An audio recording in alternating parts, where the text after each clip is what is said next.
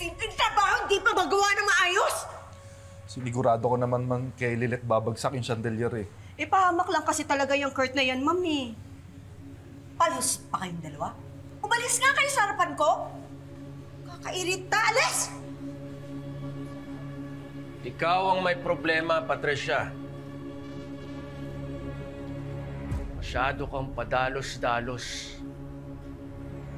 Ginipit mo pa ako sa utang ko sa'yo, kaya wala akong choice kundi sumama dyan sa kalokohan mong plano. I'm the bad guy now. Eh kung naging successful, ikaw rin naman yung nag-benefit doon, di ba?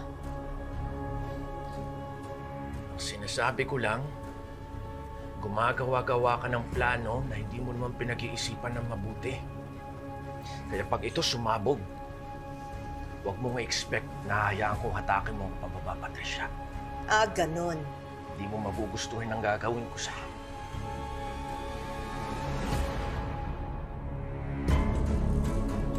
Alam mo, palibhasa, wala kang kahirap-hirap eh. Nakaupo ka lang doon sa party.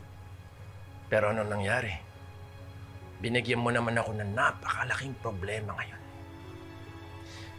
Kaya pag ito sumabog, huwag kang mag-expect na hayaan kong hatakin mo ako pababa. Hindi mo magugustuhan ang gagawin ko sa'yo, Patricia. Sa tingin mo, hahayaan kong bumagsak akong mag-isa? Attorney, Hindi mo pa alam kung anong kaya kong gawin sa'yo! Tama na po yan. Ma'am.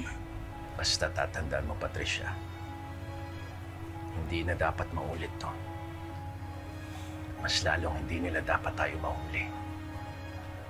Kasi kapag nasira ang reputasyon at pangalan ko dahil sa'yo, hindi rin ako papayag na mabuking ako.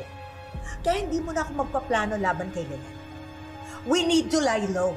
And that means, wala mo ng contact sa isa't isa.